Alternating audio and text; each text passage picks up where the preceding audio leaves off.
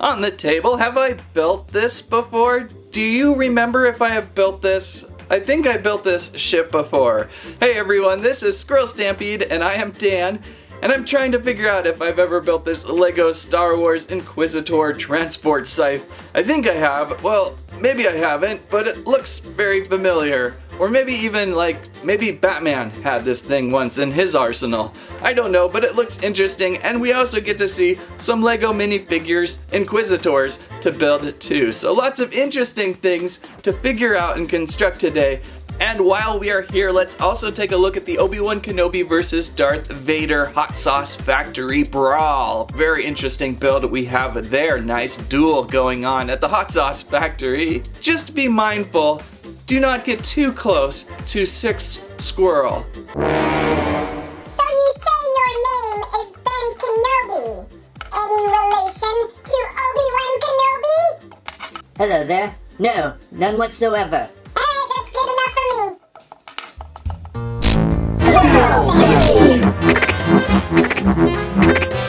LEGO Star Wars set number 75336, Inquisitor Transport Scythe, with 924 pieces, and Ben Kenobi, Grand Inquisitor, Reva Third Sister, and 5th brother. And on the back of the box, there is certainly no shortage of double-bladed red rotating lightsabers. Inside the box, a hefty booklet of instructions. I'm impressed by how many pieces are in this smaller looking shuttle.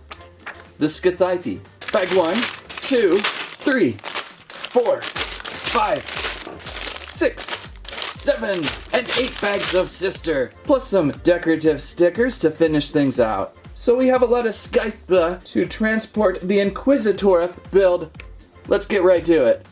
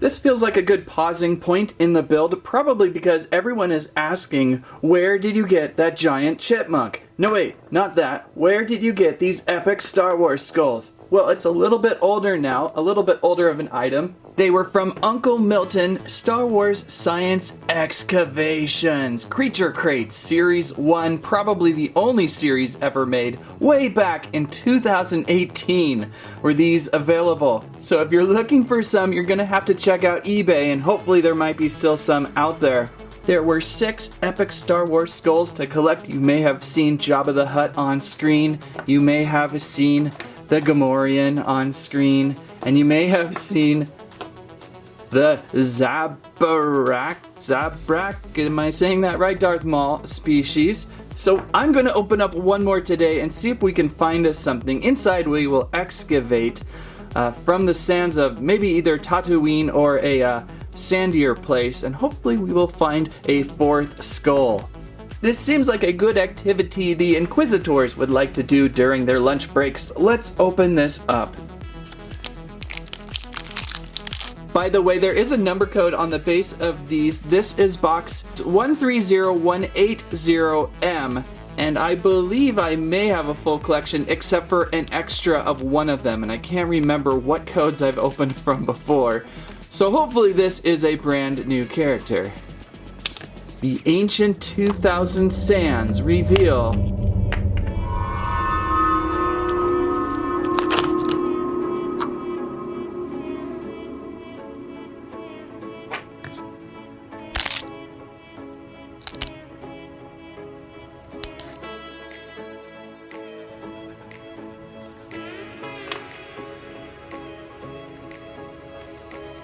A somewhat familiar jaw. Watch as this crumbles apart. It's really quite fascinating. Who do you think this could be? At first I thought perhaps another Jabba the Hutt. But no, we're going deeper. We're going deeper.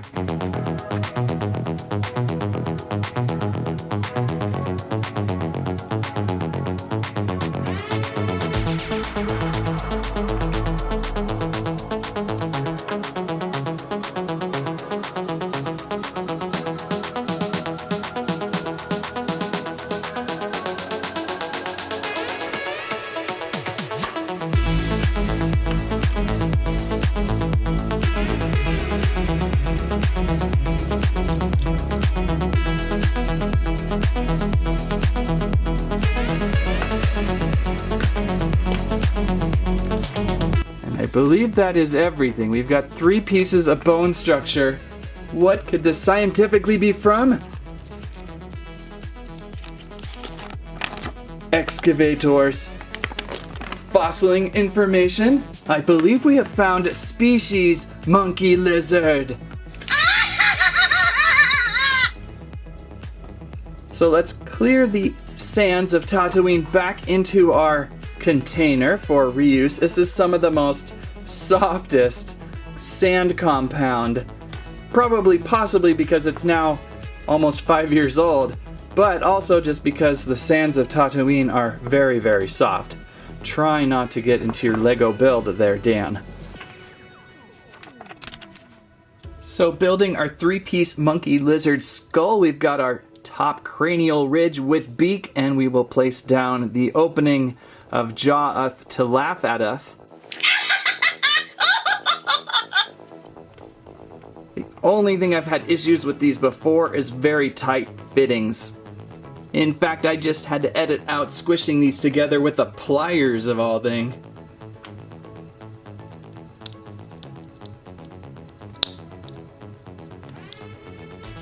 And there we have our monkey lizard skull. Obviously not really to scale with Jabba the Hutt there, unless this is a baby Huttling. We've got our Kowakian monkey lizard face though. Very interesting. A brief history of the possible skull there. Class, reptilian, planet Kowak, pronounced beak, wide jaw, small eye sockets, and a little bit possibly from a king vulture mixed with a capuchin monkey. So very interesting on that skull find today. Pretty neat to finally find the monkey lizard skull to add to my skull collection. There are the 4 that I have found so far.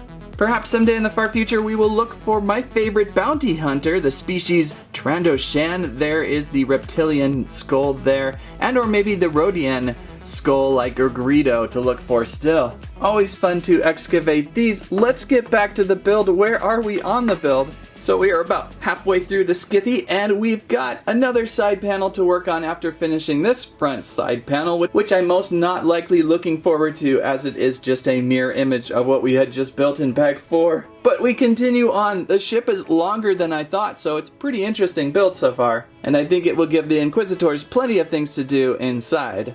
And now continuing on with the build.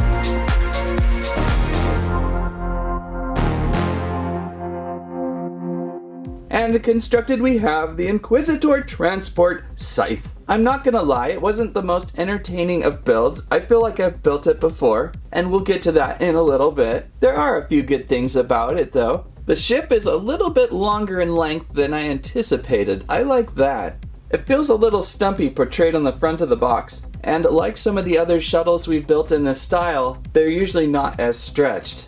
The construction build up front too is pretty interesting, pretty Batman-esque. I think we just built Batman's head, in fact. Building these front fangs or ears probably was the most interesting part of the build. How they connect in on the ball joints up here and then are pivoted against the other pointy parts of the ship. Although it did feel pretty repetitive building the second side of the ship. I think that's where I had the most trouble with this build is it felt a little repetitive. Some interesting fun features. We have a front door up front that opens down and up even, so you can kind of peer inside the ship. There's definitely some interesting paneling going on the ship. Right now, Ben Kenobi seems to have a little bit of a protest going on, standing up on top of the ship, but we can open this up some more. I'm going to pull this wing down just so we can get to it. Removing Ben, and we can lift up this front cockpit very Batman-esque, pulling it all the way back, and then lifting these side panels, and you can see kind of what is going on inside the Scythe. The crew area inside the Scythe is probably the best feature going for it. There's a lot of extra room. Typically a LEGO ship will give you what? A 2x2 stud worth of area to cargo? We've got more than a 6x6 stud worth of area, plus then chairs to fill up the area inside the ship. So there's plenty of things to do and haul inside. And we have spots for everyone. Who flies this ship? Does the Grand Inquisitor get that job? Fifth brother can sit over on this side. And Reva Third Sister over there. So plenty of room to haul.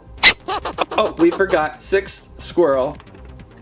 Sixth squirrel can sit back there. And then fold back up these panels and back down. And we're ready for flight. And we have the classic Star Wars bad guys foldable side wings that go up and down. Up for landing. And once we are in flight, they can go down. Actually starting to like this build a little more and more as I'm holding it. It's pretty cool that most of all the pieces of this set go into the build of the transport. And I forgot to close the front door. Nobody fall out, please. Obviously, one of the main reasons to build and buy this ship is for the Inquisitor action minifigures. Included are the Grand Inquisitor himself, GI for short, Reva Third Sister, and fifth brother Ted. Not to forget sixth squirrel. And then of course Ben Kenobi. I would imagine a set like this would be a good investment with these 4 minifigures included, especially for these nice double-bladed Inquisitor lightsabers that don't really spin, but do hold into their hands pretty well. Whoops, sorry Inquisitor. I believe all their backs should be able to snap in. Nope, Reva does not have it, but the Grand Inquisitor does. You can snap in his saber on his back, and so does fifth brother Ted. And I think this is of one of 2 builds you can find a Ben Kenobi figure, and he's looking pretty good. He has a fabric cape shawl, and I believe a double face. A little more serious Grumpy.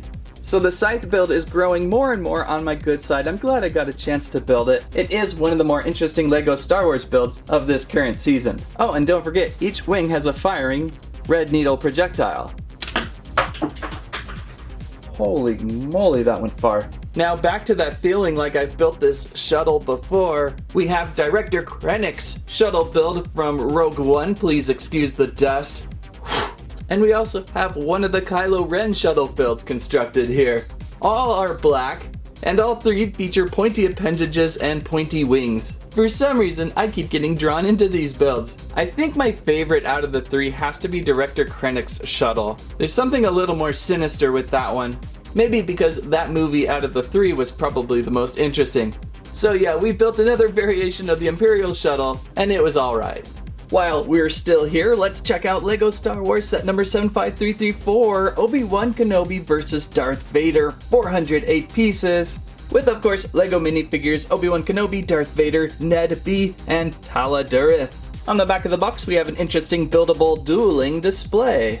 Inside the box, booklet of instructions, not as thick as the Scythe. Big bag 1, big bag 2, big bag 3. Oh, and a little bag 1 too. So let's get this versus pack built.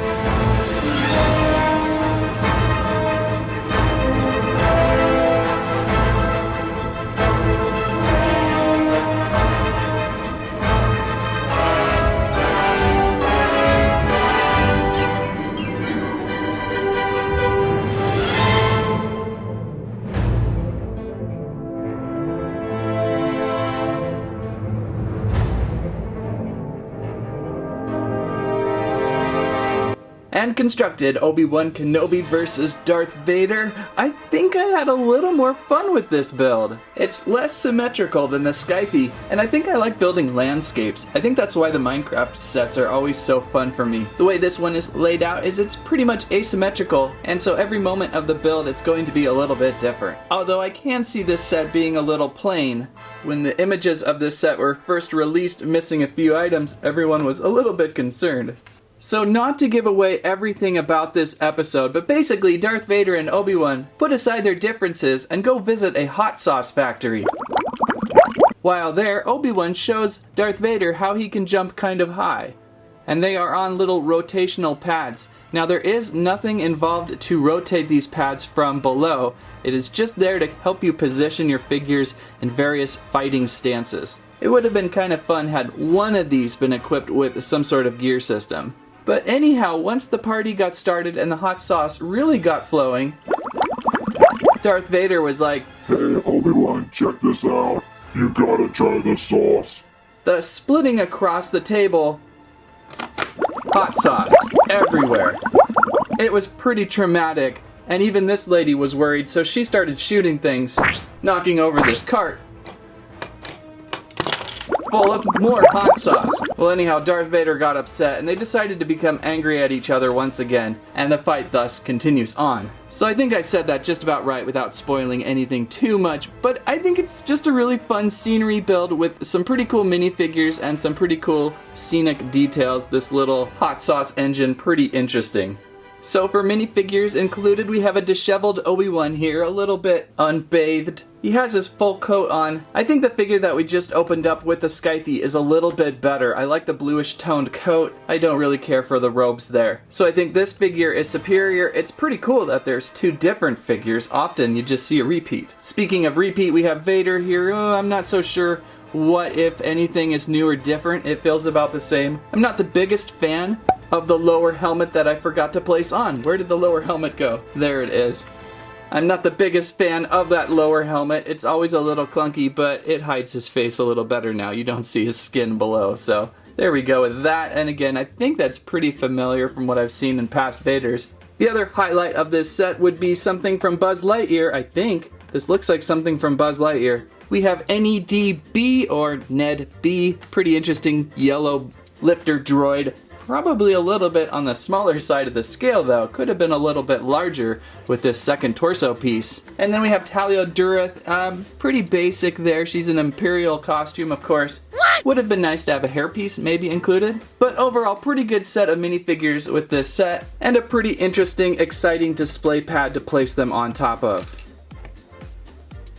I think out of the two sets, a little more fun to build and a little more fun to display, but maybe the Scythe will be a little more fun, for play, as it's a little more adventurous. So it turns out this is the first time I've built the Scythe, even though it looks a little bit similar to other Imperial transports. And the brawl at the hot sauce factory was also a pretty good build. If you liked today's video, please give us a squike, a squirrelibe, and a squammet. What was your favorite build of today? Thank you so much for watching. That's what I have to say about that. And remember to watch out for 6th Squirrel.